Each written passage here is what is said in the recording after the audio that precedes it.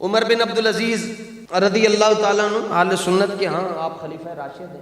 آپ سارا دن کام کاج کر کے رات کو گھر تشریف لاتے. کنیز تھی, بڑی محنتی خاتون تھی, پورے گھر کو اس نے کام مال کو سنبھالا ہوا تھا. تو سارا دن آپ نے کام کاج کرنا اور وہ بھی سارا دن خدمت کرتی رہتی. مہمان آ رہے ہیں جا رہے ہیں جناب, لیکن جو ہی رات پڑتی تو آپ آ کر پہلے حصے میں سو جاتے اور وہ پہلے حصے میں مصلی پر بیٹھ جاتے. وہ جملہ کہتی اللہ کی بارگاہ میں, کہتی یا اللہ تجھے میں اس محبت کا واسطہ دیتی ہوں جو تو مجھ سے کرتا ہے کہ میری بخشش فرما. آپ کیسے کان کھڑے ہو گئے, یہ کون, یہ کیا جملہ کیا کہہ رہا ہے, کیونکہ اس سے پہلے کبھی یہ جملہ سننے میں نہیں آیا. تو آپ کو تجسس ہوا یہاں اس سرائے کے اندر کوئی رہتا ہے, خاتون کی آواز ہے. آپ گئے, کان لگا کر سنا تو اپنی خادمہ تھی جو کام کرتی تھی.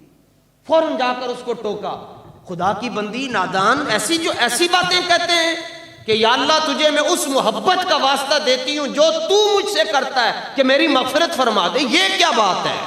لیکن وہ بڑی دلیری سے اس نے جواب دیا. کہنے لگی قرآن کی وہ آیت آپ کی نگاہ سے نہیں گزری کہ جس میں رب یہ فرماتا ہے یحبہم و یحبونہ, پہلے میں اپنے بندے سے پیار کرتا ہوں پھر بندہ مجھ سے پیار کرتا ہے.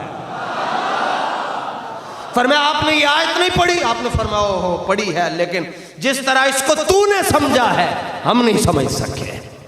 جن کے گھر میں کام کاج کرنے والی اتنی بڑی عارفہ ہوگی وہ خود کتنا بڑا عارف باللہ ہوگا. اس لیے اللہ نے فرمایا رمضان میرا مہینہ اور اس مہینے کے ساتھ مسلمان کیا کچھ نہیں کرتے, لوٹ آئیے. اللہ فرماتا ہے یا ایھا الانسان ما غرک بربک الکریم, وہ کیڑا بندہ ہے جڑا تینوں میرے کولوں دور لے گیا, جبکہ الذی خلقک فسواک. آج تو کہندے میرے ہونٹ ایسے ہیں, میرے رخسار ایسے ہیں, میرے ابرو ایسے ہیں, میرے ہاتھ ایسے ہیں, میرے نین نقش ایسے ہیں, یہ کس نے بنائے ہیں؟ یہ تجھے میں نے بنا کر دیے ہیں. هو الذی یصورکم فی الارحام, تو ماں کے پیٹ میں تھا تیری صورت میں بنا رہا تھا, تو واپس آ جا میری طرف آ جا. فرمایا جو میری طرف ایک بالشت بڑھ کر آتا ہے, فرمایا میری رحمت 10 بالشت بڑھ کر اس کا استقبال کرتی ہے. میرا بندہ, میرا بندہ ہے, آ جائے. صبح کا بھولا ہوا شام کو واپس آ جائے تو اسے بھولا ہوا نہیں کہتے. قرآن پاک پڑھے, اللہ فرماتا ہے ففروا الی اللہ, اللہ کی طرف بھاگ کر. اور ہم کیا کرتے ہیں, ہم اللہ کی طرف سے بھاگ کر باہر جاتے. 8 تراویح ہوئی دوڑ لاگے, جمعہ ہوا 2 فرض ہوئے دوڑ لاگے, نماز ہوئی دوڑ لاگے, بڑی مشکل نہ لائے سن جی تے حاضری لوا چھڈی. جمعے والے دن بھی ہم حاضری لوا چھڈی, نہ انج حاضریاں نہیں لگ دیاں.